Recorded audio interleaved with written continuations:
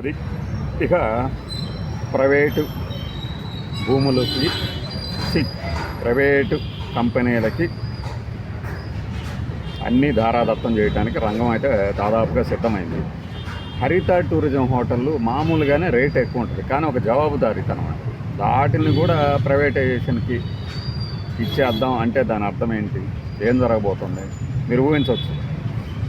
అలానే IT enabled services కంపెనీలకి ఎకరం 99 పైసలకే, ఇక కేవలం టీసీఎస్ఏ కాదు ఏ సంస్థలు వచ్చినా కూడా ఇచ్చేందుకు వీలుగా ఒక పాలసీని కూడా ప్రకటించిందట ప్రభుత్వం.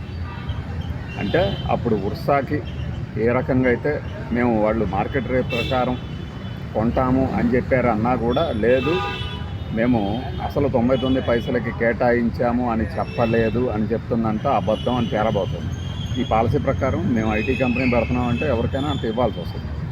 దానికి నిన్న చంద్రబాబు నాయుడు గారి మీటింగ్లో చెప్తుంది ఏంటంటే, బెంగళూరు, హైదరాబాదు, గురుగాం ఇక్కడ ట్రాఫిక్ పెరిగిపోయింది, భూముల రేట్లు పెరిగిపోయాయి కాబట్టి ఇతర చోట్ల పెట్టాలి అనుకుంటున్నాయి ఐటీ కంపెనీ.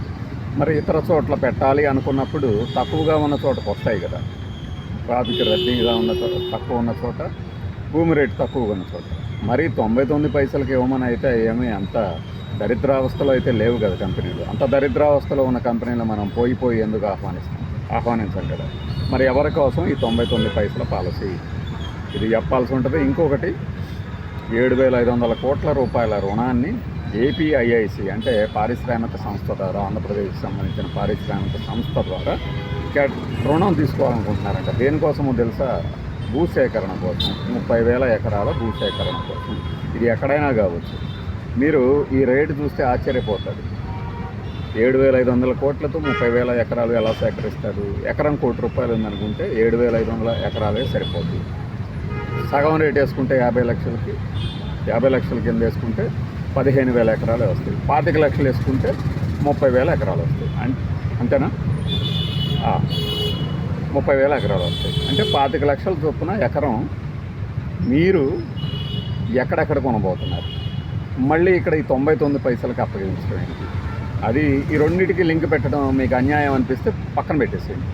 మరి రియల్ ఎస్టేట్ సూపర్గా ఉంది, అమరావతి, విజయవాడ అన్ని చోట్ల ఉంది అని చెప్పుకుంటున్నప్పుడు ఈ 25 లక్షలతో ఎలా సేకరిస్తారు?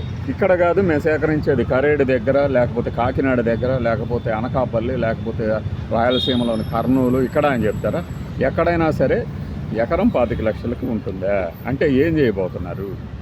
రైతుల దగ్గరకి మీరు 20 లక్షలు, 15 లక్షలు ఇవ్వచూపేసి మీరు రియల్ ఎస్టేట్ డెవలప్ చేయబోతున్నారు. అంతేనా? ఇదే కనబడుతుంది నాకైతే.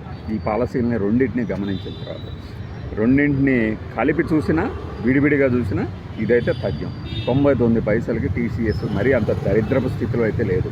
మీరు ఒక పాలసీ ప్రకారం మేము పిలిచామంటున్నారు, ఓకే, టీసీఎస్ గ్రేట్ కాబట్టి ఒప్పుకుందాం. మరి మిగిలిన కంపెనీల పరిస్థితి ఏంటి? వాటికి కూడా ఇలా ఇవ్వాలా? వాళ్ళంటేనేమో గుడ్ విల్ అంటారు, వీళ్ళంటేనేమో కొనుక్కోలేరు అంటారు. కొనుక్కోలేని వాళ్ళు వ్యాపారం చేస్తారని నమ్మకం ఏముంది? ఓకే, ఆ వాదన కూడా కొట్టిపడేద్దాం. ఏమి వ్యాపారం చేస్తారు వాళ్ళు? ఐటీఈఎస్ అనగానే కంప్యూటర్ మీద కూర్చొని చేసే ప్రతి పని ఐటీఈఎస్ కింద లెక్కేస్తే ఎలా? అంటే ఏం జరగబోతుంది ఈ పాలసీల ద్వారా?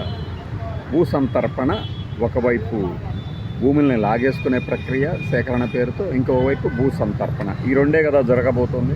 నాకైతే అనిపిస్తుంది ఇదే. నా వాదనలో తప్పులేమన్నా ఉంటే తప్పు అనిపించవచ్చు, కానీ హేతుబద్ధత లేదని మాత్రం అనవద్దు. బై.